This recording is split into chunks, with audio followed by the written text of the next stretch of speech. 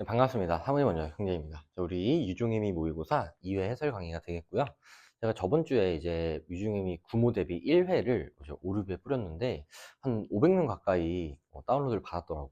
근데 내가 구독하라 그랬는데 500명이나 다운받아 갔으면서 구독자는 10명밖에 안 늘었어요. 새끼들아. 구독을 하란 말이야. 내가 그래야 힘이 나죠. 응? 이제 2회가 되겠고요. 우리 1회에 제가 등급컷을 1컷이 44점이다 라고 했는데 이제 44점을 받은 학생들이 사실 많이 없더라고요. 그래서 1회가 생각보다 어려웠구나. 그래서 제가 그런 걸 좀 반영을 해서 2회를 다 만들어 놓은 거를 막 또 부셔가지고 조금 쉽게 변형을 했습니다. 그래서 2회가 되겠고요. 제가 매주 토요일에 얘도 23일 날 이제 오르비랑 제 유튜브에 업로드가 될 예정이기 때문에 관심 있으신 분들은 뽑아서 푸시면 될 것 같고요. 가급적이면은 종이로 된 거를 뽑아서 풀어. 우리 패드에다가 푸는 거는 사실 실전 모의고사 연습을 하는 거는 저는 좀 비추해요. 그래서 그렇게 되고요. 총평은 마지막에 몰아서 할 거고요. 저랑은 1번부터 바로 해설을 해보도록 하겠습니다. 우리 1번 보시면은 자연현상, 사회문화현상 구분하는 게 나왔는데 우리 기억부터 리을까지 각각 자연인지 사문인지 비교를 좀 해볼게요. 자, 지구 온난화로 인해 열대 지역에서 과일이 자라나는 거는 자연현상이죠. 기억은 자연현상이 되겠고요. 니은 최근 한반도 남부 지역에서도 재배한대요. 재배라는 거는 사람이 키우는 거잖아. 그래서 인간의 의지나 의도가 개입된 사회문화현상이라고 보셔야 되고요. 디귿 이에 땡땡대학교 감귤 포장학과 교수 김 씨는 감귤에 최적화된 자연 환경이 북쪽으로 이동한 거는 얘는 자연현상이죠. 디귿은 자연현상이 되어 있고 리을 제주의 특산품이 감귤에서 망고로 변화하는 거는 특산품이라는 거는 인간이 의지나 의도를 가지고 그 지역에서 특별한 뭔가를 생산해내는 거잖아. 그래서 리을은 사회운현상이 되겠습니다. 자, 1번부터 보시면은 기업과 같은 현상은 자연현상이기 때문에 개연성이 아니라 필연성이죠. 틀렸고요. 2번 니은과 같은 현상은 사회문화현상은 자연현상과 달리 보편성이 강하게 나타나는 것은 우리 자연현상의 특징이었어. 자연현상 디귿과 같은 현상은 자연현상은 기억과 같은 자연현상과 달리가 틀린 거지. 달리가 틀린 거고요. 몰가치적인 거는 자연현상 맞습니다. 릴 4번 릴과 같은 현상은 사회문화현상은 자연현상에 비해 달리 달리가 틀린 거죠. 또 인과관계는 자연현상 사회문화현상 공통점이었고요.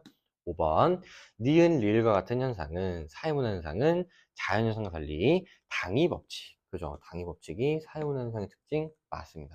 답은 5번이었고요. 넘어갈게요. 2번 사회문화현상을 바라보는 관점이 낮기 때문에 여러분들이 문제를 좀 잘 읽어보시면은 사회문화현상을 바라보는 관점이라고 했으면 얘는 기능 갈등 상상론 찾으라는 거야. 그래서 기능론, 갈등론, 상상론 중에 하나를 찾으시면 되는데 가를 보시면은 관습은 특정 집단이 기존의 질서를 유지하고 기득권에 내모쳐볼게요. 기득권. 기득권을 자신의 자녀 세대에게 물려주기 위해 만들어낸 단어에 불과하고 관습이 사회 구성원 전체의 합의인 것처럼 속인데 사실은 전체 합의가 아니라는 거죠.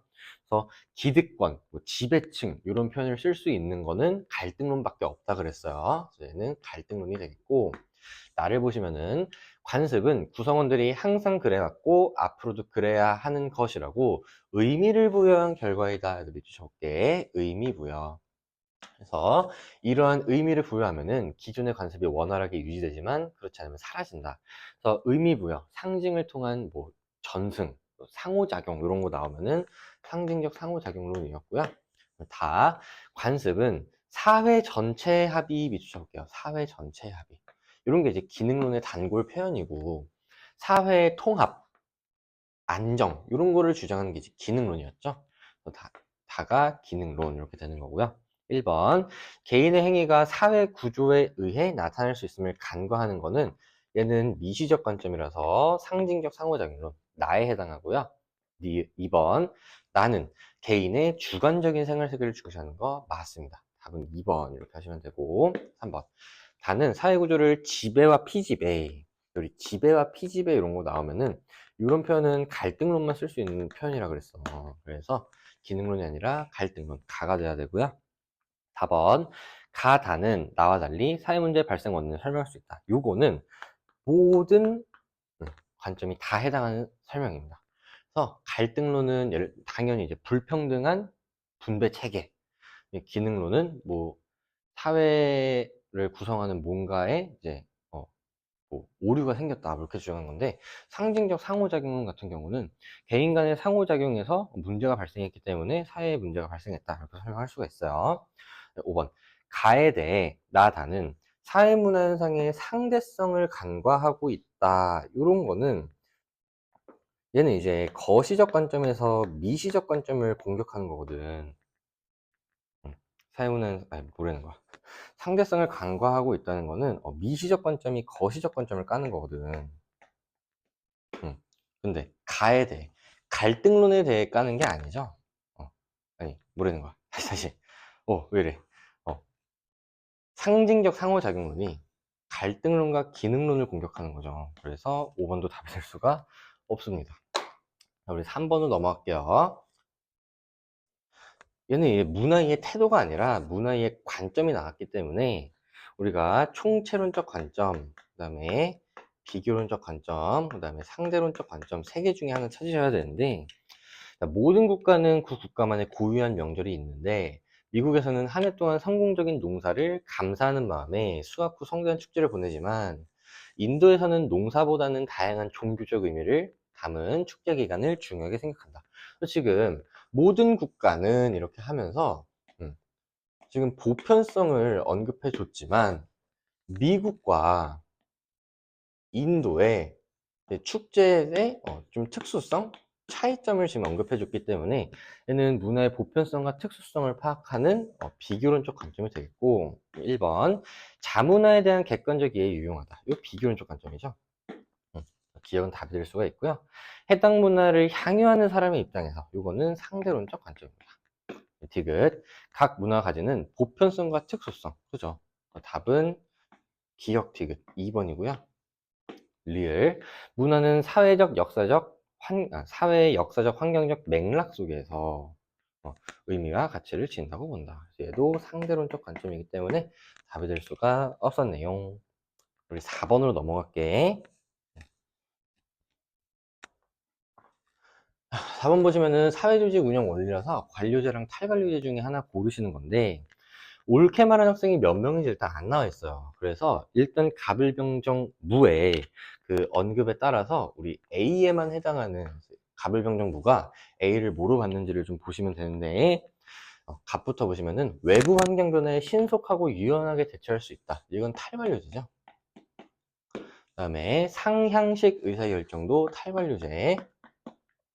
그 다음에 공식적 통제 방식은 공통점이기 때문에 병은 맞을 수가 없어요. 그래서 병은 틀린 거고, 정을 보시면은 중간 관리층의 역할 비중은 관료제의 특징이죠. 그래서 기억에 들어갈 수 있는 최대값은 A가 관료제면은 최대값은 얘랑 얘가 맞으면 2점인 거고, 탈관료제면은 얘랑 얘가 맞으면 3점이니까 4가 아니라 3점이다 이렇게 하셔야 되고, 2번 A가 관료제라면 가불병 중 옳지 않은 응답은 한 학생은 얘네 셋 중에 지금 셋 다 틀렸죠. 그래서 3명이다 이렇게 해주셔야 돼요. 한번 기억이 3이라면 그러면 3명이 옳게 얘기했으니까 이게 탈관료제가 될 수밖에 없어요, A가. 그래서 가에도 지금 탈관료제에 대한 내용이 나와야 되는데, 수평적인 의사소통 방식은 탈관료제의 적절한 설명이라서 들어갈 수 있습니다. 3번 틀렸고요. 4번 기억이 1이라면은 관료제 혼자 맞아야 되죠. 가에도 탈관료제가 들어와야 되는데, 연공서열에 따른 보상체계, 얘는 관료제잖아. 관료제이기 때문에 들어갈 수 없습니다. 답은 4번 이렇게 하시면 돼요.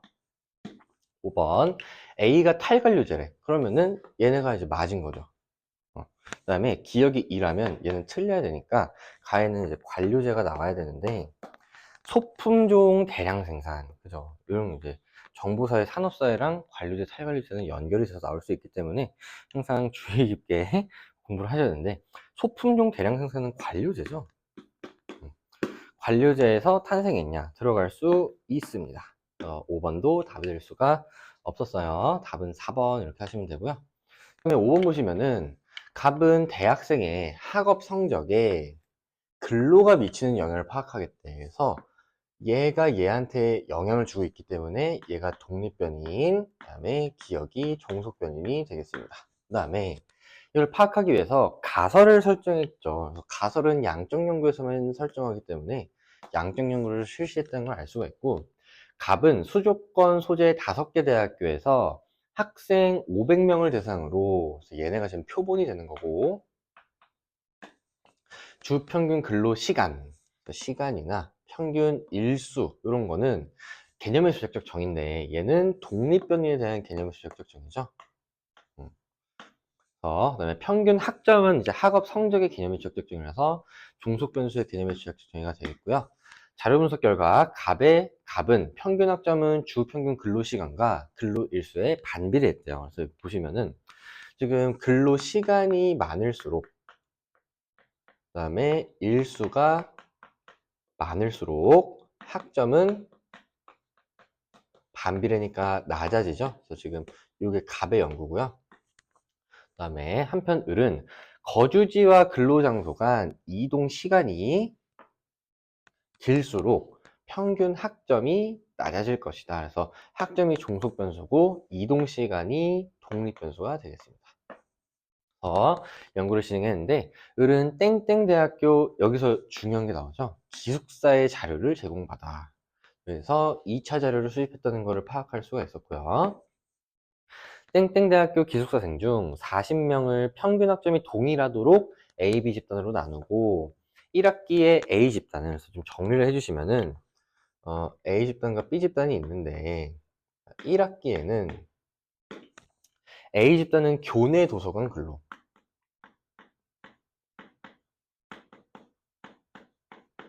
그 다음에 B 집단은 학교로부터 1시간 떨어진 카페래요.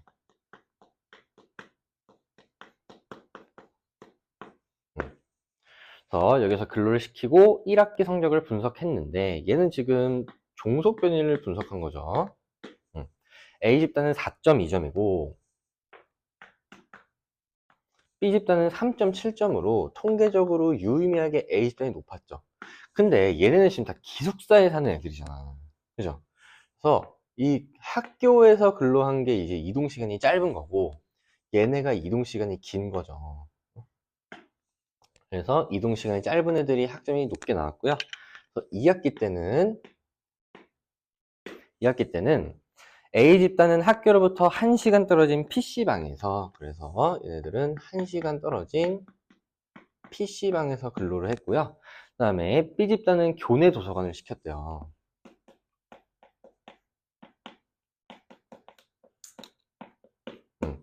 그 다음에 2학기 성적을 분석했는데, A 집단은 3.5점이 나왔고요.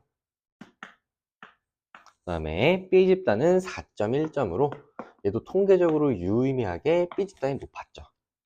그래서 얘도 지금 교내에서 했고 1시간 거리에서 했기 때문에 얘네가 이동시간이 더 짧아서 학점이 높게 나왔다. 뭐 이런 결론이 나온 거죠. 그래서 통계적으로 유의미한 차이를 보였고, 을은 수집한 결과를 바탕으로 가설을 검증하고 지인평에게 연구를 검토해 줄 것을 요청했다고 했네요. 1번부터 볼게요. 기억은 독립변인이 아니라 종속변인이고, 니은이 독립변인이죠. 1번 틀렸고요. 2번 디귿은 갑의 연구에서 표본 집단 맞는데, 미음은 지금 A 집단, B 집단이 둘 다 독립변수 처치를 받았어요. 여기. 그래서 얘네 둘 다 실험 집단입니다. 그래서 통계 집단이 아니고 실험 집단이고요. 3번 리을은 갑의 연구에서 종속 변수가 아니라 독립 변수에 대한 개념의 주역적 정의였죠. 3번 틀렸고요. 시옷에서 병은 을의 연구에서 종속 변인 학점에 영향을 주는 다른 변인의 개입을 지적할 수 있습니다. 얘가 이제 답인데, 이게 뭔 소리냐면 1학기 때는 얘네는 도서관에서 시키고 얘네는 카페에서 시켰잖아. 근데 얘네는 PC방에서 시키고 도서관에서 시켰죠. 그래서 사실 이 학점의 차이가 이동 시간이 아니라 카페랑 PC방의 차이로 인해서 나타난 걸 수도 있잖아. 그죠? 그래서 요런 종속 변수에 영향을 주는 다른 요인을 우리가 외생 변수라고 하는데,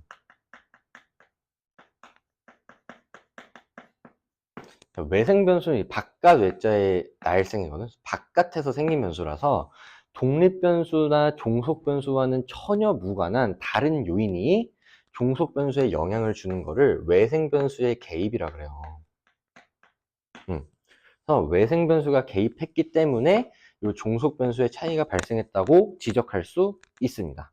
5번, 의뢰 연구에서 가설이 거주지와 근로장소 간 이동 시간이 길수록 학점이 낮을 것이다. 그럼 봐봐. 이동 시간이 길수록 학점이 낮았잖아. 그래서 얘는 가설은 수용돼요. 가설은 수용되는데, 우리가 가설이 수용되기 위해서는 반드시 첫 번째 표본의 대표성을 갖춰야 돼요.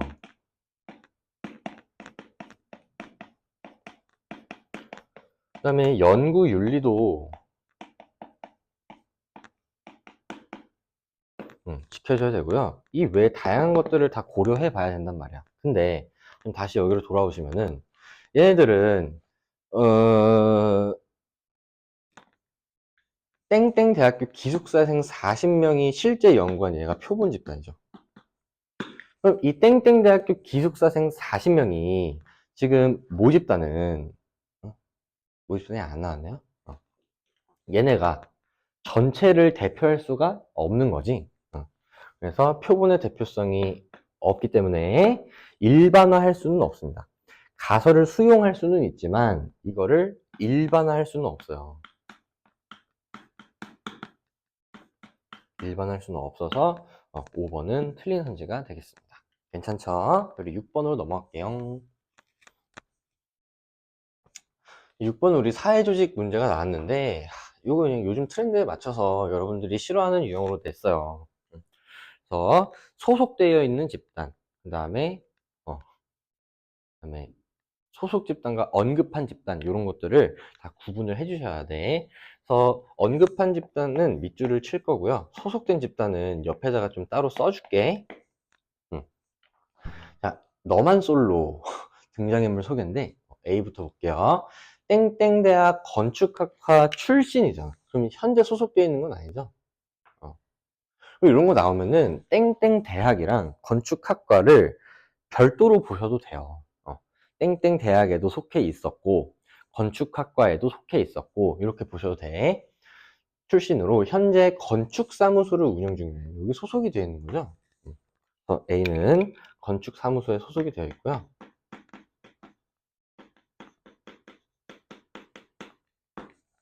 이번에 수주한 건물에 새로운 공법을 도입하여 동종 업계 사람들로부터 찬사를 받고 있다. 요거 좀 체크해 놓을게. 받고 세계적인 건축회사 언급했죠. 스카우트 제의를 받아 입사할지 고민하는 건 역할 갈등이 아니에요. 서로 다른 두 역할의 충돌이 나타나지 않았습니다. B. 재벌집 막내 아들. 자, 이런 아들 같은 거 나오면은 가족에 소속되어 있다라는 걸 찾으셔야 돼요.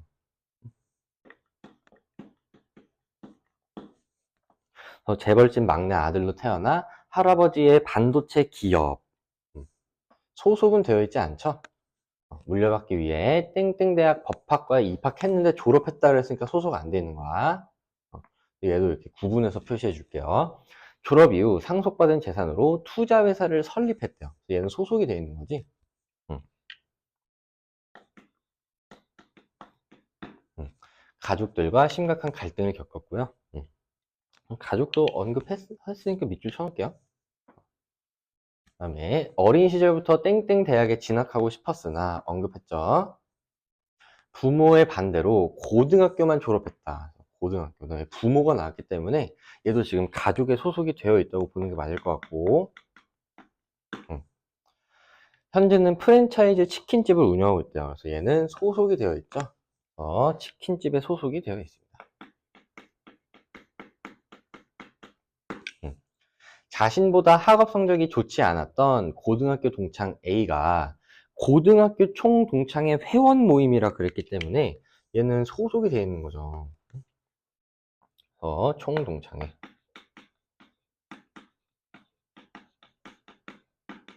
그 다음에 동창 A가 모임에서 무시했대요. 그래서 A도 총동창회에 소속이 되어 있는 거고요.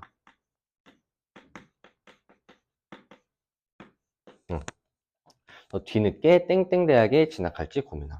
얘는 위에 밑줄 쳐놨으니까 안 칠게요. 그 다음에 D. 골뱅이 대학 출신이었으나, 골뱅이 대학 밑줄. 최근 편입에 성공해요. 땡땡 대학 학생이 됐대. 얘는 지금 소속이 되어 있죠? 땡땡 대학. 어느 날 알바 중인 치킨집 사장 C가, 그래서 얘는 알바 중이니까 소속되어 있는 거고요.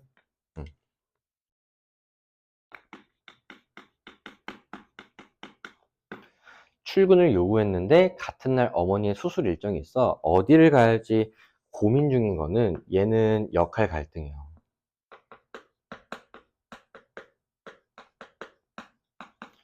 직원으로서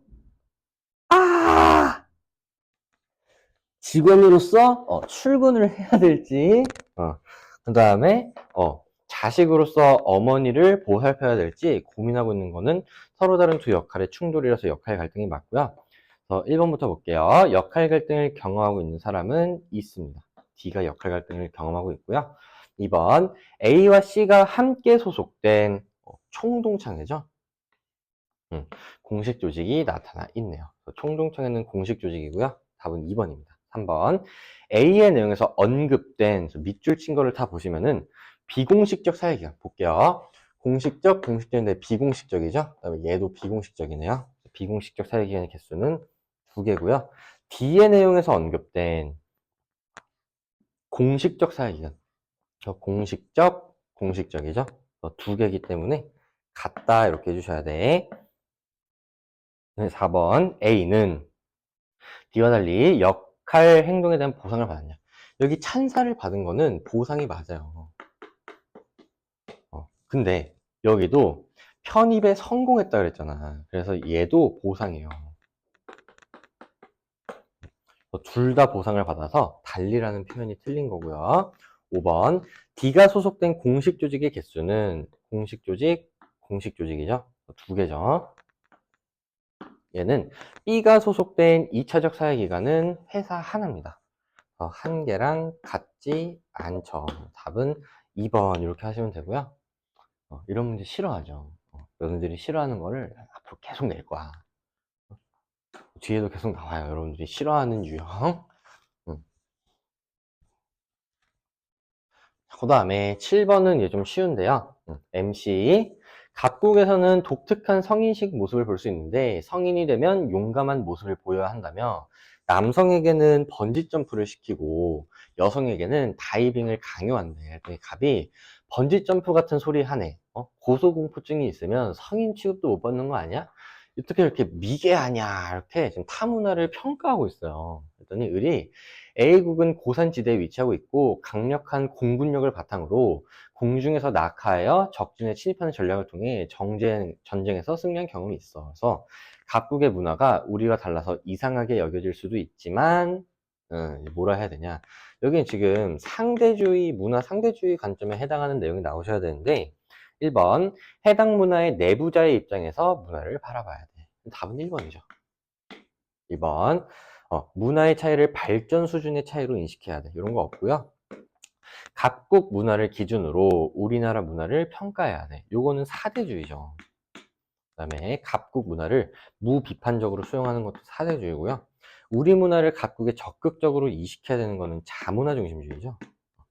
답은 1번 이렇게 하시면 되고요. 8번으로 넘어갈게요. 자, 문화의 유형 지금 주류문화, 하위문화, 반문화 이거 찾으시면 되는데 우리 가에는 셋 다 예를 하는 거니까 공통점이 들어가면 되고요. 지금 나에는, 다에는 B만 해당하는 건 나는 알 수가 없어요. 우리 1번부터 볼게요. 가에 해당 문화를 향유하는 구성원의 유대감 형성. 요거는 모든 문화의 공통점이죠. 들어갈 수 있습니다. 1번 틀렸고요.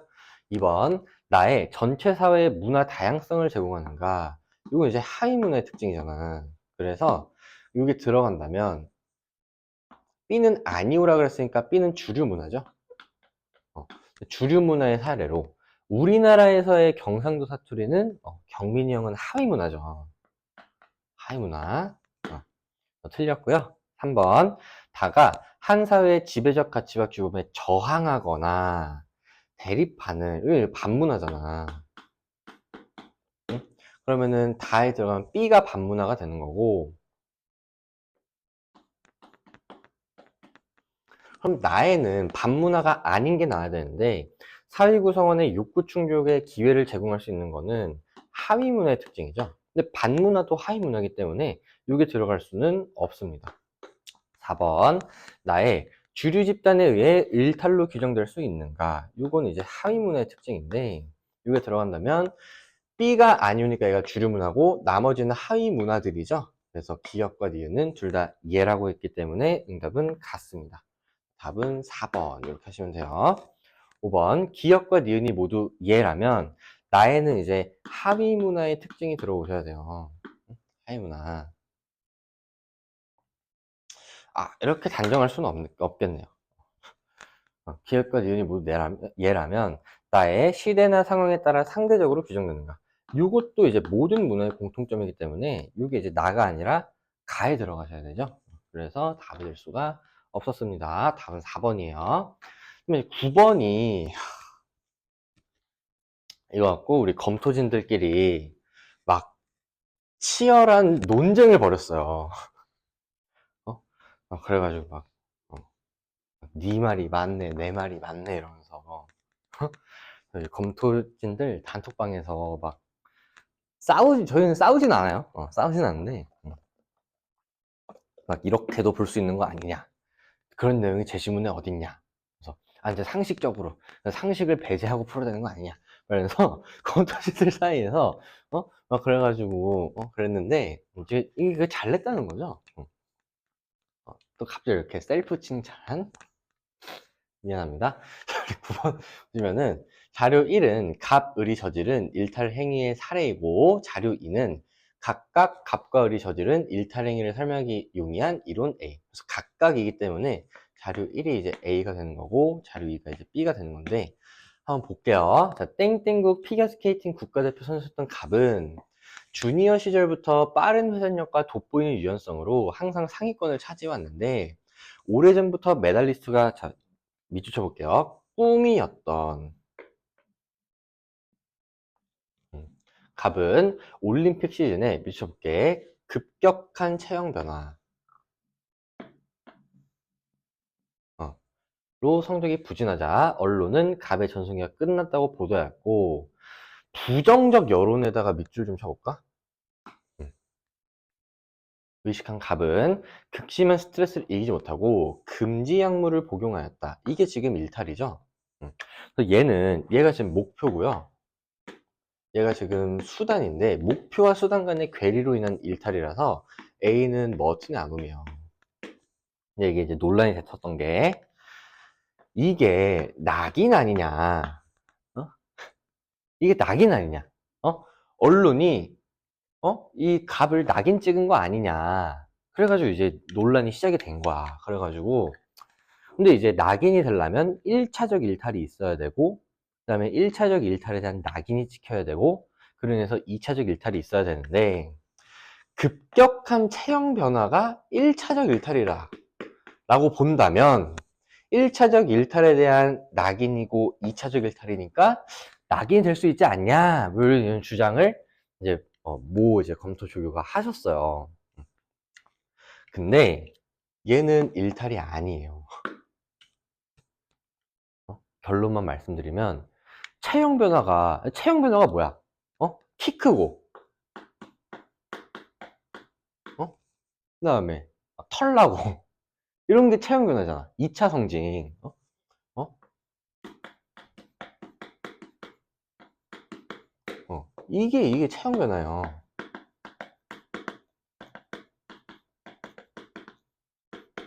너무 딥하게 들어가고 있죠? 이런 게 체형 변화란 말이야. 그래서 이게 일탈이라고 볼 수가 없어. 그런 거지. 이 낙인이 아니에요. 이건 머튼의 아놈이어야 돼. 응? A는 무조건 머튼의 아놈이고요. 그 다음에 고등학교 시절 호기심에 친구들과 음주를 한 을은 음주 사실이 경찰에 적발되어 학교로부터 정학 일주일 처분을 받았는데, 을은 친구들과 함께 음주를 했는데 나만 징계를 받았다고 억울하다고 주장하며 분을 이기지 못해 정학기간에 편의점에서 값비싼 술을 훔쳐 재판에 넘겨졌다, 이렇게 나와 있는데, 얘는 결론만 말씀드리면 얘가 낙인이에요. 어디서 낙인이냐면 호기심의 친구들과 음주, 요게 1차적 일탈이고요. 그 다음에 경찰에 넘겨서 정학 일주일 처분, 요게 낙인이고요. 그 다음에 자신만 징계를 받은 것이 억울하다고 주장하며 편의점에서 값비싼 술을 훔쳐 재판에 넘겨진 게 2차적 일탈이고요. 심지어 여기서는 이 부분이 을은 친구들과 함께 음주를 했는데 자신만 징계를 받은 것, 요게 일탈을 규정하는 객관적 기준이 없는 거지. 그리고 완벽한 낙인인데, 요거는 차교로 볼 여지가 없어요. 왜냐면은 이제 너네들이 이제 틀린 거 보면은 친구들과 친구들과 또 친구한테 술을 배워야 돼. 배워야 되는데, 여기는 친구들한테 일탈 행동을 학습했다는 내용이 어디에도 없죠. 눈을 크게 뜨고 봐봐. 어디에도 없죠. 어디에도 없어. 그래서 얘는 차교가 될 수가 없어요. 얘는 무조건 낙인이고요. 그래서 A가 머튼의 아노미, B가 낙인, 이렇게 됩니다. 가에는 머튼의 아노미에만 해당하는 내용이 들어오셔야 되고, 나에는 공통점, 다에는 낙인의 특징이 들어오셔야 됩니다. 1번부터 볼게요.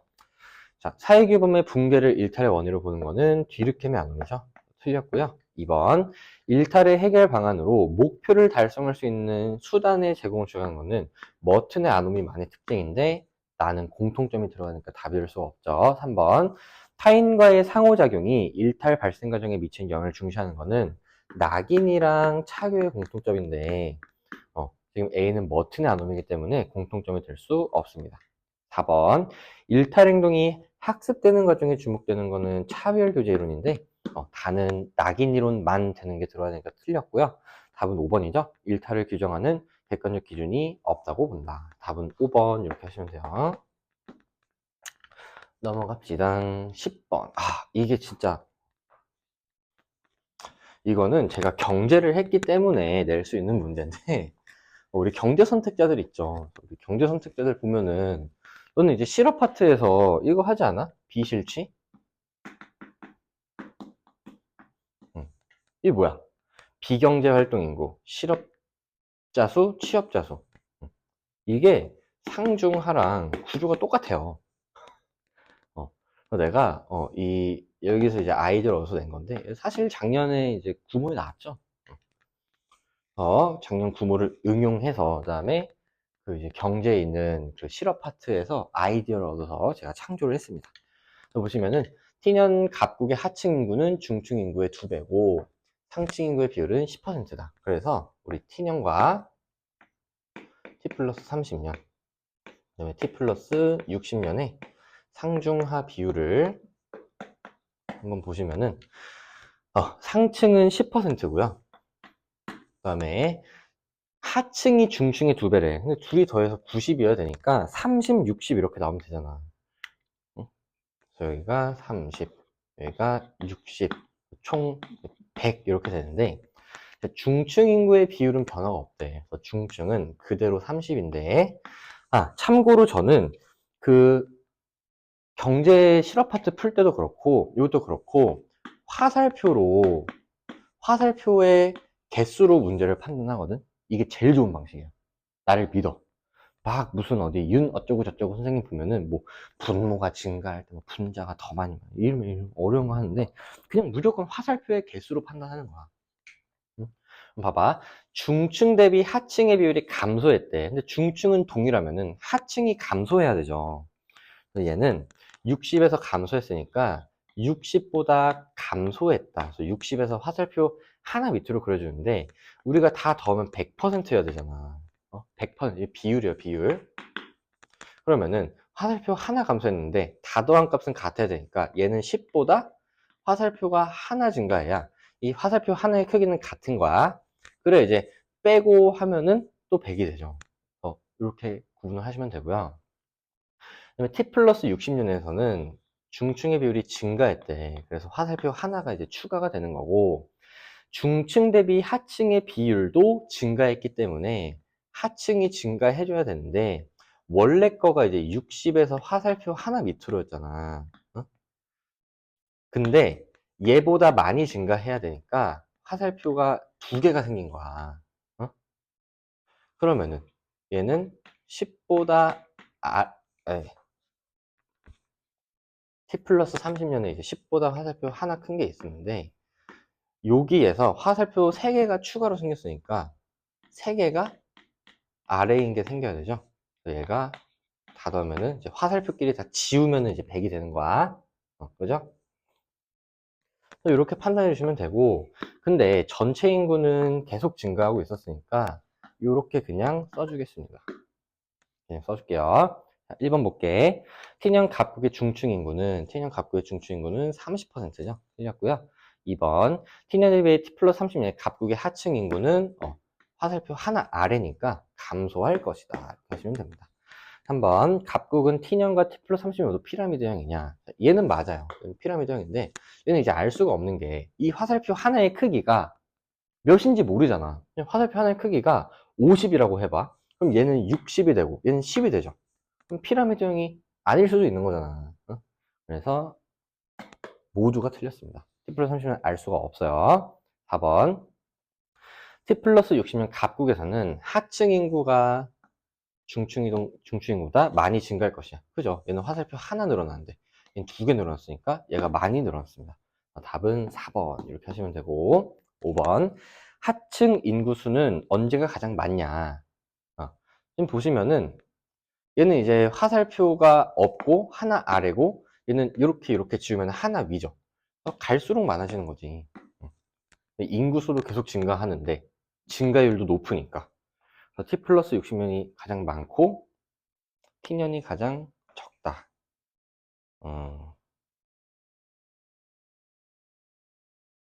잠깐만. 이거는 취소. 얘가 가장 많은 건 맞은데 얘네 둘을 비교할 수는 없어요. 얘네 둘을 비교할 수는 없는 거는 우리 전체 인구가 계속 증가하고 있었기 때문에 알 수가 없는 거야. 그냥 너네가 이해하기 쉽게 내 예를 들어주면은 얘가 전체 인구가 100명이고 얘가 200명이라면은 얘가 이제 60이고 얘는 이제 120에서 화살표 하나 짜는 거잖아. 근데 화살표 하나가 10이라고 칠게. 그럼 얘는 110이죠. 그럼 얘가 하층이 더 많잖아. 그래서 T년이 가장 적다는 틀렸습니다. 알 수가 없는 거야. 화살표 하나가 100일 수도 있어. 100이면은 그럼 이게 20이 되니까 이분 얘가 더 많죠. 화살표의 크기에 따라서 달라질 수가 있다. 그래서 판단할 수는 없습니다. 근데 얘가 가장 많은 건 맞아요. 왜냐면은 인구수가 점점 많아지는데 얘만 화살표가 하나 위잖아. 그래서 답은 4번이었고요. 11번으로 넘어갈게요.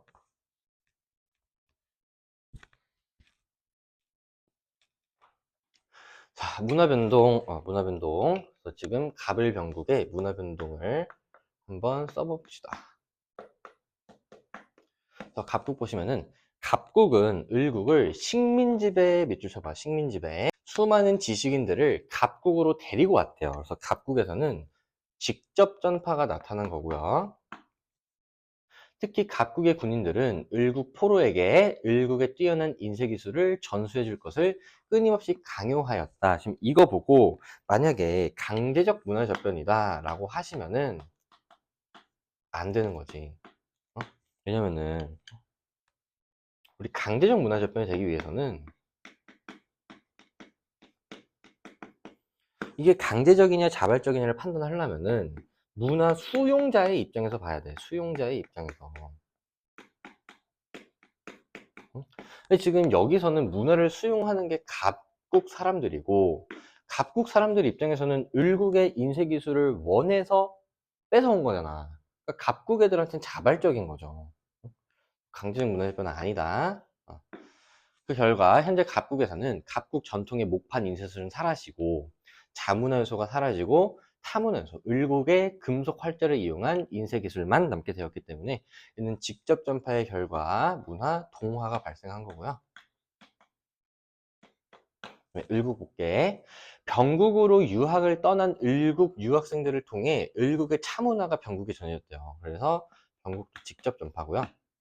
병국 사람들은 원래 커피를 즐겨 마셨는데 커피보다 을국산 차가 고급 문화라는 인식이 확산되어 상류층을 중심으로 을국의 차 문화가 정착되었고, 현재 병국에서는 을국의 차 문화와 커피 문화는 자문화 요소잖아.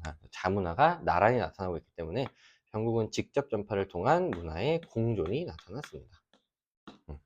근데 여기서는 자발적 문화재편이라고 할 수가 있어요.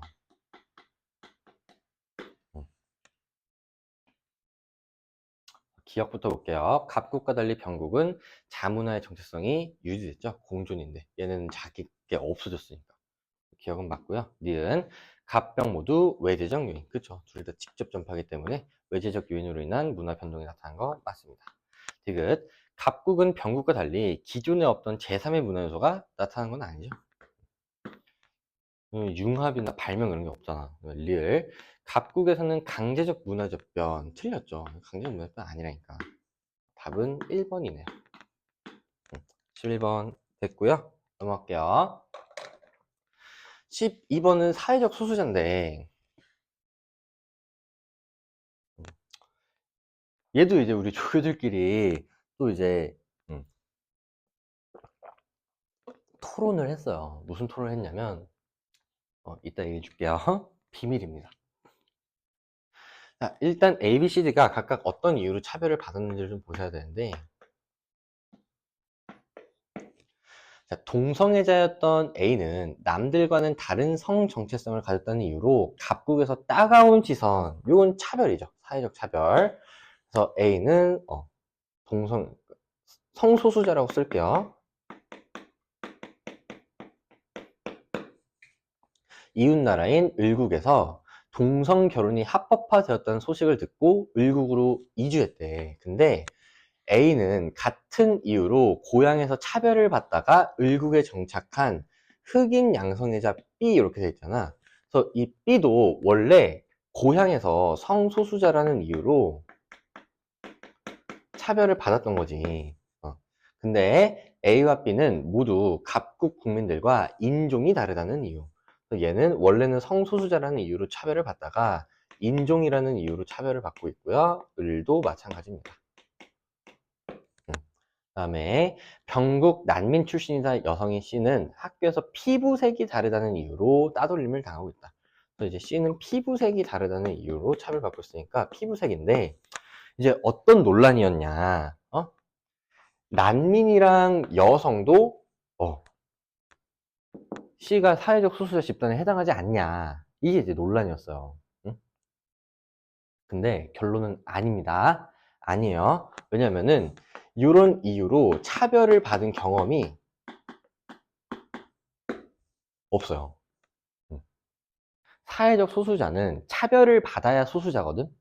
차별받지 않으면 소수자가 아니에요. 근데 난민이라는 이유로 C가 차별을 받았다는 이유가 없죠. 여성이라는 이유로 차별받았다는 내용이 없죠. 그러면은 난민이랑 여성은 C가 속한 사회적 소수자 집단이 아닌 거야. 여기서 C는 피부색이 다르다는 이유로 따돌림을 당했죠. 얘가 이제 C가 소속된 사회적 소수자 집단인 거고요. 얘네는 아니다. 이거는 그냥 너네 뇌피셜이에요. 난민이면 소수자겠지. 여성은 소수자래. 이러면서 너네 뇌피셜이 반영된 결과 얘네가 이제 사회적 소수자가 된 거고, 차별을 받지 않으면 소수자가 아닌 거야. 그거 정말 중요해요. 기억해 두세요. C는 숙제를 성실히 해오지 않았다는 이유로 선생님 뒤로부터 체벌을 받았는데, C는 교내 체벌을 금지하는 정책. 얘들아, 교내 체벌을 금지하는 정책이 사회적 소수자 문제를 해결하기 위한 거야? 아니에요. 아니고, D는 체벌과 관련한 뉴스가 SNS를 통해 확산되자 D를 해고했대. 이거는 사회적 소수자라서 차별받은 거야? 아니죠. 그냥 잘못을 했으니까 잘린 거지. D는 사회적 소수자가 아닙니다. 1번 C와 D는 모두 사회적 소수자라는 이유를 차별받습니다. 틀렸죠? D가 아니에요. 니은 B는 C와 달리 여러 사회적 소수자 집단에 중첩되어 있죠. 성소수자, 인종 이런 거 맞고요. 디귿 A와 C는 모두 생득적 요인, 선천적이라는 건데, 자, A는 인종, 피부색 이런 거는 선천적인 요인이기 때문에 맞습니다. 리을 C는 사회적 소수자 문제를 해결하기 위해, 이거는 사회적 소수자 문제를 해결하기 위한 게 아니에요. 답은 3번 이렇게 하시면 되고요. 중요한 거였어요. 차별을 받지 않으면 사회적 소수자가 아닌 거야. 13번으로 넘어가겠습니다. 잠시 쉬어가는 문제. 내가 좀 미안한 마음에 쉬어가는 문제도 넣었어요.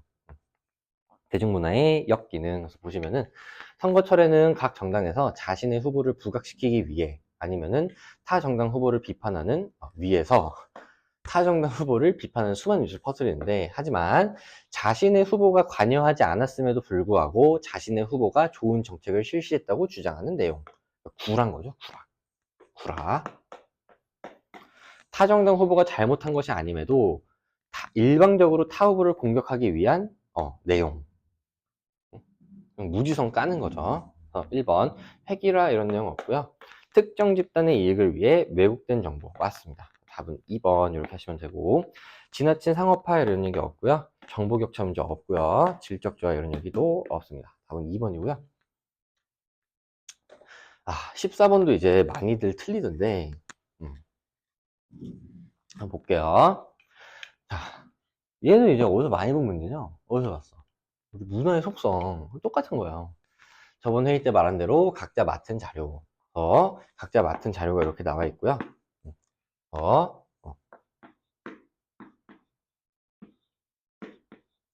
지금 사례를 보시면은, 급식 만족도를 알아보기 위해 우리 학교 학생 300명을 대상으로 설문조사 밑줄, 이거 뭐야? 질문지법이죠. 그 다음에 수면 시간과 성적의 상관관계를 연구하기 위해, 일단 상관관계가 나왔기 때문에 양적 연구고요. 20명을 두 집단으로 나누어 한 달간 4시간, 8시간씩 수면하게 했대요. 성적 변화를 측정함. 얘가 지금 실험법이죠. 그 다음에 동아리 활동과 교육관계 상관계 연구하기 위해 서울시 교육청이 학생 10명과 면담하여 수집한 연구결과.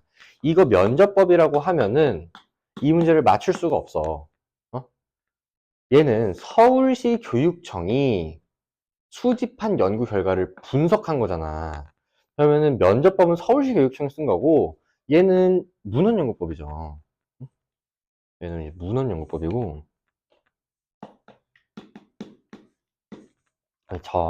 아침 운동의 효과를 연구하기 위해 한 학기 동안 아침 운동을 하는 학생들과 함께 운동하며 관찰했대. 그래서 얘는 참여 관찰법이네요. 이제 조장이 을은 자기가 맡은 사례를 잘 얘기했대. 그래서 B랑 실험법은 연결이 되는 거죠. 근데 갑은 내가 선택한 방법. 그래서 이제 조장이 선택한 방법을 E라고 하면은, 갑은 조장이 선택한 방법이니까 E가 질문지법. 그 다음에 병과정은 서로가 맡은 걸 했대. 그래서 이렇게 연결이 돼서 D가 문헌연구법, 그 다음에 C가 참여관찰법이라서 나머지 하나인 뭐가 빠진 거야? 면접법이죠. 그래서 A가 면접법이 됩니다. 1번 C는 자료 수집의 통제 중도가 가장 높냐? 참여관찰법은 가장 낮죠. 그래서 가장 높은 거는 실험법이고요. 2번 A는 주로 2차 자료를 수집하기 위해, 면접법이 아니라 문헌용어법이죠. 틀렸고요. 3번 A와 E는 모두 응답이 필수적이다. 면접법, 질문지법 모두 응답이 필수적입니다. 답은 3번이고요. 4번 E는 질문지법은 실험법과 달리 연구 대상자의 주관적 인식. 이것도 오랜만에 나왔죠. 연구 대상자의 주관적 인식을 파악할 수 있는 거는 모든 자료 수집 방법의 공통점이라고 그랬어. 5번 D는 문헌연구법은 언어적 상호작용이 필수적이냐? 아닙니다. 언어적 상호작용이 필수적인 거는 면접법과 질문지법 두 개죠. 5번도 답이 될 수가 없었습니다. 괜찮죠? 이제 안 괜찮을걸? 15번 제가 오답률 1입니다. 확정은 아닌데, 제 예상. 그래서 가랑 나를 먼저 찾아볼게요. 생활이 어려운. 이 표현 나오면은 그냥 부조라 그랬어요. 그 다음에 나는 근로자가 실직한 경우 어쩌고 저쩌고. 그래서 급여를 제공하니까 얘가 보험입니다. 그래서 우리 갑지역, 을지역. 부조보험순이죠.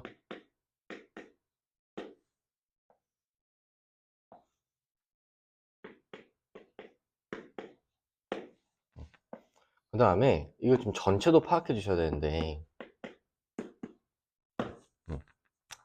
볼게요. 자, A국은 갑, 을로만 나뉘고 A국에서 가와 나 모두 수급하는, 그러니까 중복 수급자가 13%래.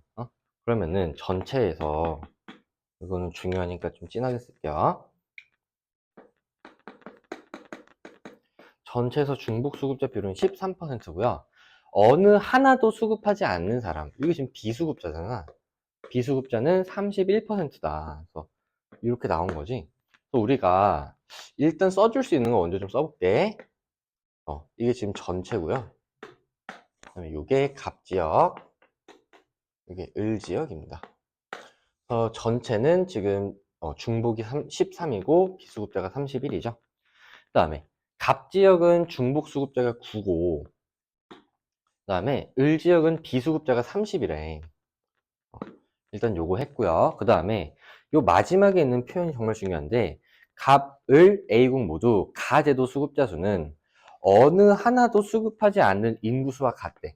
그래서 이 표현을 이제 다시 정리를 해보시면은 어디다 정리하지? 음, 어, 여기다 정리할게요. 어, 가제도 수급자 수가 비수급자랑 같다는 거야. 음, 그러면은 우리 지금 비수급자를 알 수 있는 건 여기죠. 30. 그러면은 부조수급자 요 동그라미도 30이어야 되는 거고, 그럼 얘가 30이면은 나머지 하나는 여기가 지금 40이 되는 거지. 그 다음에 여기도 요거를 다 더해서 31이 돼야 되니까 여기가 18이 되는 거죠. 여기까지 됐어? 괜찮죠? 그 다음에 A국에서 가만 수급받는 사람의 비율은 18%는 갑 지역의, 그러면은 얘는 이제 어떻게 되는 거냐면 18%가 가제도만 수급받는 사람, 요걸 이제 A라고 하면은 A의 75%다. 이렇게 되니까 A가 24가 되죠. 이제 여기가 24가 되는 거고, 그러면은 얘는 지금 부조를 다 더하면은 33이잖아. 그럼 이제 여기가 33이 되는 거고, 그럼 33은 33이니까 더하면 66이죠. 그럼 나머지 34가 보험만 수급받는 사람이 되는 거고, 자, 그러면은 지금 우리가 갑지역에서 비수급자가 33으로 나왔어요. 그럼 이제 뭐 할 수 있어? 가중평균 쓸 수 있죠. 그래서 을지역 전체랑 1 떨어져 있고 갑지역이랑 전체랑 2 떨어져 있으니까 갑 대 을이 1대 2다. 우리 을지역에 이제 전체에다가 곱하기 2를 해주셔야 되고요. 전체에는 곱하기 3을 해줘야 되지. 1대 2대 3이니까. 자, 그러면은 우리 여기도 채워볼까요? 이게 31이고 이게 31이면 다 더하면 62니까 여기가 38이 되는 거고, 그 다음에 지금 이거랑 4 떨어져 있지. 그러면은 이거랑 이건 2 떨어져 있어야 1대 2의 비율이 되는 거니까 여기가 15가 되겠네. 그래서 을지역의 중복수급자가 15가 되면서 여기도 15가 돼야 다 더해서 100이 되는 거죠. 어렵죠. 어려워요. 미안해요. 내가 어렵게 내가지고. 1번 볼게요. 기역과 니은의, 기역은 니은의 50%냐? 아니죠. 니은의 50%는 16.5죠. 틀렸고요. 2번 선별적 복지의 성격이 강한 제도에만, 그래서 얘는 부조에만 해당하는 비율을 물어본 거야. 자, 비율은 갑지역은 부조에만 해당하는 비율이 24%죠. 얘는 A국은 18%니까 크다라고 하셔야 되고요. 한번 금전적 지원을 원칙으로 하는 제도, 이거는 둘 다죠. 동그라미 안에 있는 숫자를 계산하면 되는데, 이거의 갑지역 수급자 수는 그냥 100에서 33을 뺄게요. 그러면은 67이죠. 얘는 사후 처방적 성격이 강한 제도에만, 부조에만 해당하는 을지역 15 곱하기 얘는 2를 해야 되니까 30이죠. 30의 2배면 60인데 60보다 67이 크죠. 틀렸고요. 4번 강제가입의 원칙이 정되는 제도, 보험이죠. 보험의 A국 수급자 수는 13 더하기 38 하시면은 몇이냐?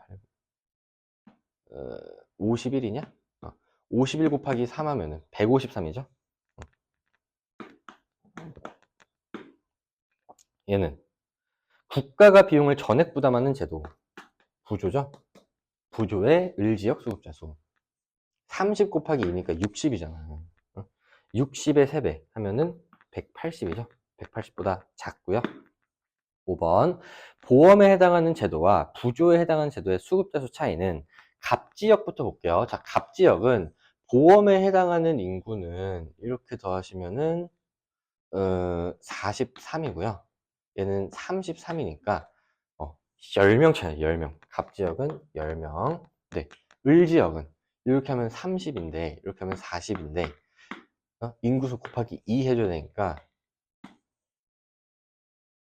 60, 80 차이 나죠?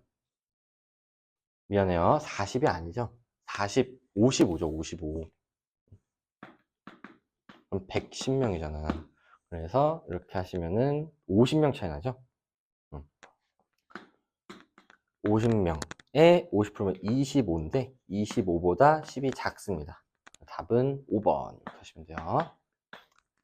너무 어렵다. 그죠? 너무 어려워. 내가 생각해도 요거는 조금 어려웠어.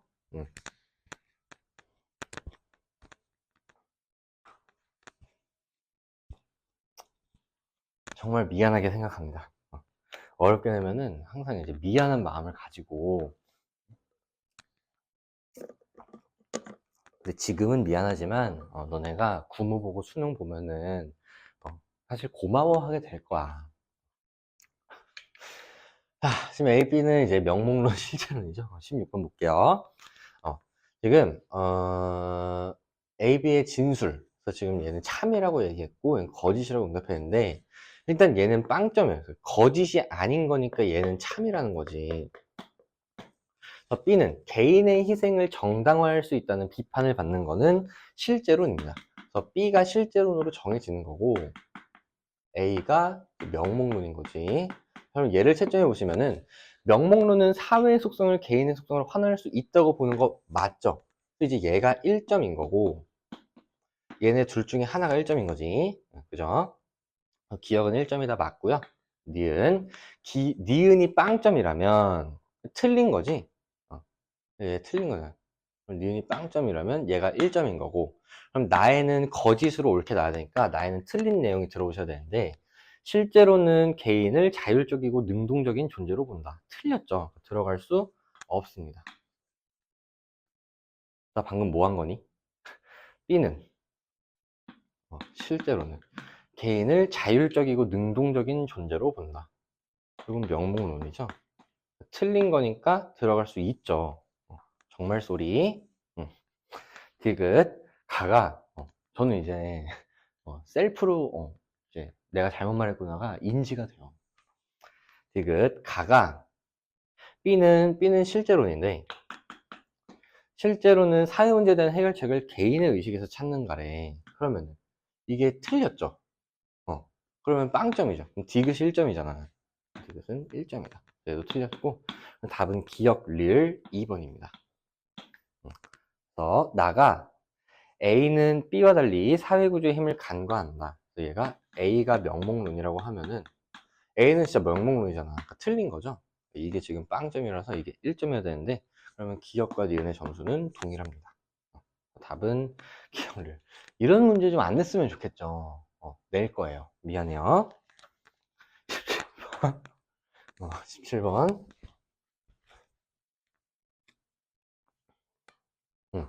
빈곤인데요.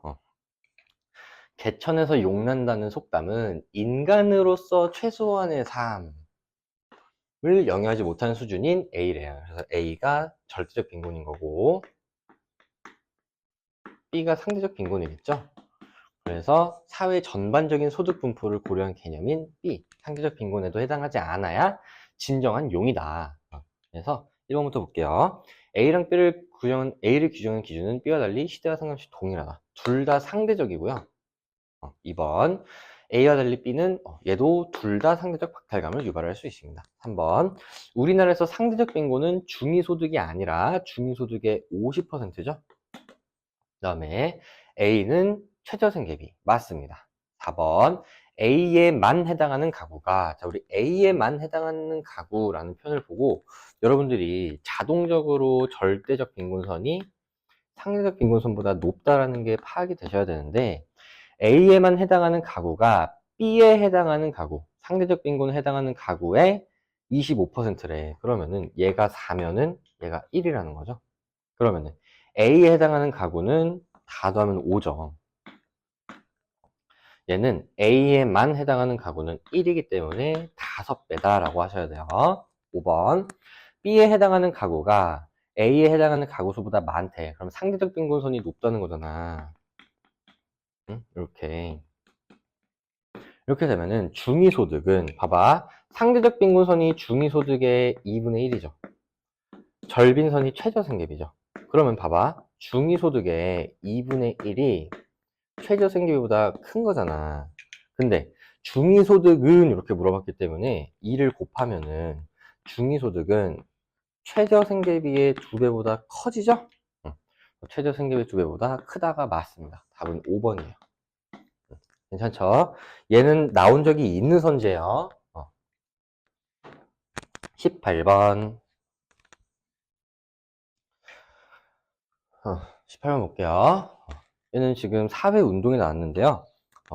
땡땡 정당 당원 갑은 최근 상대 정당 소속 정치인이 보좌관에게 심각한 갑질을 한 것이 알려지자 해당 정치인의 당선을 취소할 것을 요구하는, 봐봐, 1인 시위죠.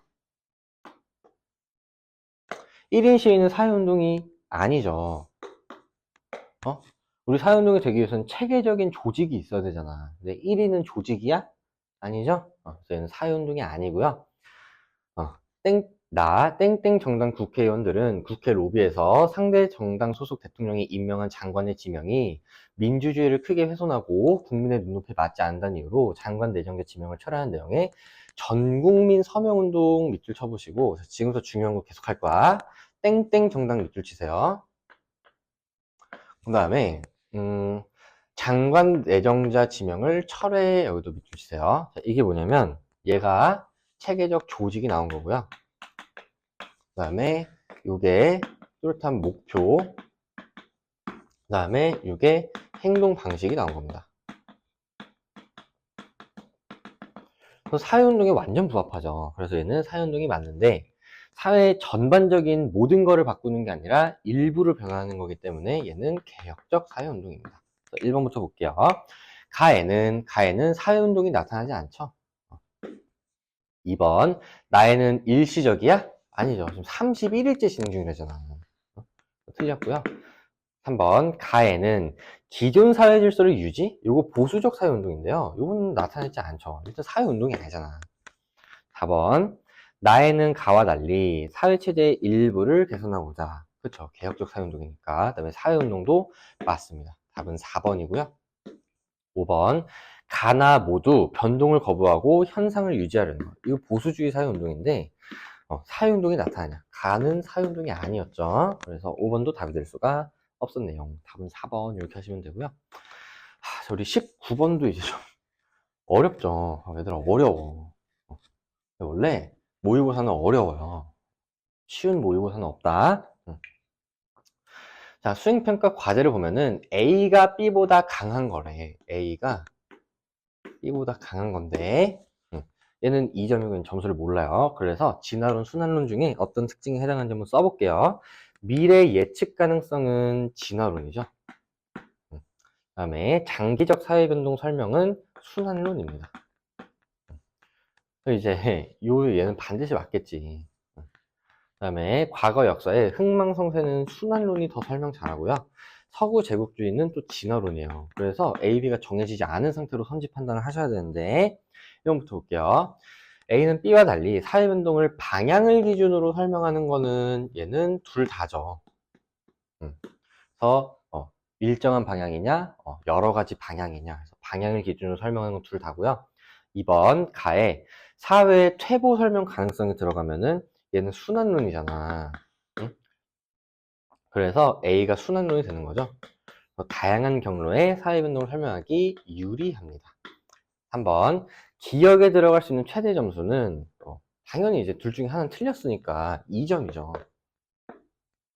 4번 B가 순환론이면 A가 이제 진화론이 되는 거고, 그 다음에 기억이 1점이면은 지금 진화론 얘기해야 되니까 나에는 순환론이 드러나야 되죠. 순환론. 그 다음에 A가 진화론이기 때문에 가에는 또 진화론이 들어오셔야 돼요. 그러면은 가에는 진화론이고 나에는 순환론인데 모두 같은 내용이 들어올 수는 없죠. 일단 틀렸는데 사회변동을 일정한 방향, 밑줄 칠게 일정한 방향, 얘는 진화론입니다. 그래서 가에만 들어갈 수가 있고요. 답은 5번이에요. 5번 나의 인간의 능동성 간관, 인간의 능동성 간관은 순환론이죠. 여기에 이제 순환론이 들어가는 거고, 1점이면은 A가 이제 진화론인 거지. A가 진화론이니까 가에는 이제 진화론이 들어오셔야 되는데, 운명론적 시각이라는 비판을 받을 가능성은 순환론이 높죠. 그래서 들어갈 수 없습니다. 답은 5번이에요. 넘어갑시다. 자, 우리 20번. 20번은 별로 어렵지 않게 됐어요. 힘을 빼고 냈고요. 제가 쓰는 방법만 알고 계시면은 너무너무 쉽게 풀 수 있다. 그래서 한번 봅시다. 전체 인구 대비 부여 인구 비율. 지금 이게 총분의 부가 나온 거고요. 노령화 지수는 U분의 노잖아. 그래서 여기에 해당하는 지수를 다 분수로 바꿔볼게. 얘는 2분의 1이고, 얘는 1분의 3이고요. 얘는 2분의 1이고, 얘는 2분의 1이죠. 그 다음에 얘는 5분의 3, 5분의 3입니다.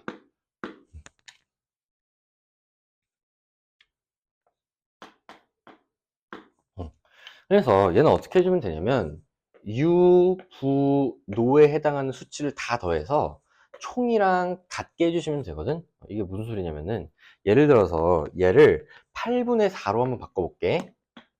그러면은 U, 부, 노 다 더해서 8이죠.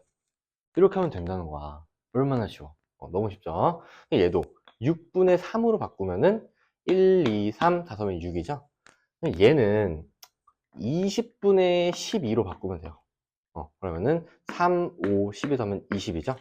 그래서 우리가 t년, t 플러스 50년, 그 다음에 t 플러스 100년에 유부노총을 다 계산을 해줄 수가 있습니다. 얘는 1대 4대 3이죠. 1대 4대 3, 총 8이고요. t 플러스 50년은 2대 3대 1이죠. 2대 3대 1. 똑바로 하고 있죠. 2대 3대 1. 얘는 총 6이고요. t 플러스 100년은 5대 12대 3이라서 총 20인데, 근데 노인 인구수가 모두 동일하다고 했기 때문에 우리가 t 플러스 50년 전체에다가 곱하기 2를 해줘야 3을 해줘야 333으로 같아지죠. 이렇게 해주시면 되고, 1번부터 볼게요. 유소년 분양비는 지속적으로 증가하냐? 4분의 1에서 3분의 2가 되니까 증가한 거 맞는데 3분의 2에서 12분의 5로 감소했죠. 그래서 지속적으로 증가했다는 틀렸고요. 2번 t 플러스 50년 피부양 인구는 더하시면 3인데 3 곱하기 3이니까 9죠. 9는 t 플러스 100년 부양 인구 12명의 50%가 아니라 75%죠. 3번 부양 인구의 t년 대비 t 플러스 100년 증가율. 그래서 4에서 12가 됐으니까 이거 굳이 증가율로 안 하시고 배율로 하셔도 돼요. 그래서 증가율은 3배고요. 총 인구의 T년 대비 T 플러스 50년 증가율은 3, 6, 18이니까 얘는 2.x배죠. 2.x배보다는 3배가 크죠. 그래서 2.x보다 3배가 크다. 답은 3번이죠. 4번. 총 부양비는 T 플러스 50은 3분의 3이니까 100이고요. 얘는 12분의 8이니까 100보다 작습니다. 같지 않고요. 5번. T 플러스 50년 초고령 사회냐. 6분의 1이니까 우리 6분의 1은 16.7%거든요. 초고령 사회는 20%가 넘어야 돼서 틀렸고요. T 플러스 100년은 20분의 3이니까 얘는 15%네요. 둘 다 고령 사회입니다. 초고령 사회이기 때문에 틀렸어요. 이렇게 하시면 될 것 같고, 자, 우리 총평을 좀 해드리면은, 일단 예상되는 1컷은 44점이에요. 2컷이 한 40점에서 41점 나올 것 같고, 3컷이 한 36 정도 나올 것 같아. 쉽지는 않다. 쉽지는 않기 때문에, 그 다음에 페이크가 많죠. 그래서 여러분들이 낚일 만한 소재들을 제가 정말 많이 넣어놨고요. 그 다음에 시간이 오래 걸린다고 느낄 수 있어요. 그래서 보시면은 4번 오래 걸리죠? 5번 오래 걸리죠? 6번 오래 걸리죠? 8번 오래 걸리죠? 9번 오래 걸리죠? 10번 오래 걸리죠? 그 다음에 12번 오래 걸리죠? 14번 오래 걸리죠? 15번 오래 걸리죠? 16번 오래 걸리죠? 그 다음에 19번도 오래 걸리죠?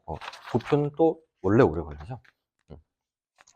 시간이 부족하다고 느낄 수 있는데, 사실 여러분들이 모든 선지를 한 번에 판단했다면 시간이 부족하진 않을 거예요.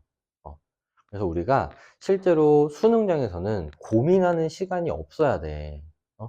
그냥 머리가 생각을 안 해도 그냥 손이 가는 대로 푸는 그 지경까지 연습을 하셔야 돼요. 그래서 일부러 어렵게 냈냐고 물어본다면 맞아요. 일부러 어렵게 냈고, 특히 요즘에 9월 모의고사가 어렵게 나올 것이라고 모든 재수학원들, 모든 강사들이 공통적으로 예측하고 있고 저도 그렇게 생각해요.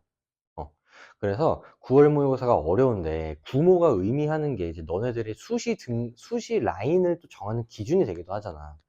어느 정도 학교를 쓸 것인지, 그 다음에 내가 최저를 어느 정도 맞출 수 있는 것인지 이런 기준이 되기 때문에 여러분들이 구모를 좀 잘 봤으면 하는 마음에서 제가 시험을 일부러 좀 어렵게 내봤어요. 1회도 어렵고 2회도 어려워요. 근데 수능 대비도 어려울 거야. 그래서 일부러 어렵게 내는 거니까 어렵다고 징징거리지 마시고 어려운 게 당연하다. 어려운 걸로 연습을 해야지.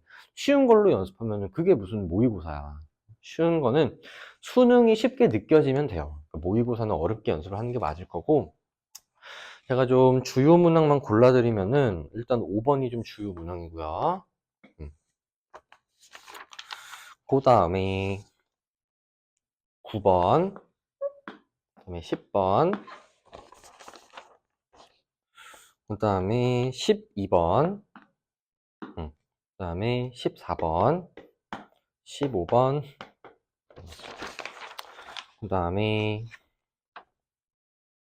16번, 20번 이 정도가 이제 주요 문항이 되겠고, 오답률은 제가 볼 때는 15번이 1위에요. 얘는 정답률이 25%에서 30% 정도밖에 안 될 것 같고, 2위가 이제 10번인데 얘도 한 30에서 40% 되지 않을까. 사실 나머지는 예측을 잘 못하겠는데 일단 사회적 소수자도 많이 틀렸을 것 같고 얘도 많이 틀렸을 것 같아요. 12번도 많이 틀렸을 것 같고, 도표는 이제 원래 못하죠. 14번도 여러분들이 많이 낚였을걸? 그래서 이런 거 틀렸으면은 내가 어디서 낚였는지 그런 것들 한번 정리를 해보시고요. 이제 구모 대비는 2회까지가 마지막이에요. 그래서 여러분들을 위해서 2회를 무료 제공을 해봤는데 어떠셨을지는 잘 모르겠어요. 근데 좀 좋아해 주셨으면 좋겠고, 저랑 이제 실무 대비, 수능 대비 1회는 이제 9월 중에 공개가 됩니다. 그래서 제 이제 모의고사만 푸시는 분들은 저랑 실무 1회 수능 대비해서 만나고, 나머지 학생들은 이제 원래 커리큘럼대로 잘 따라오세요. 네, 들으시느라 고생 많으셨고 저랑은 다음 강의에서 만나도록 하겠습니다.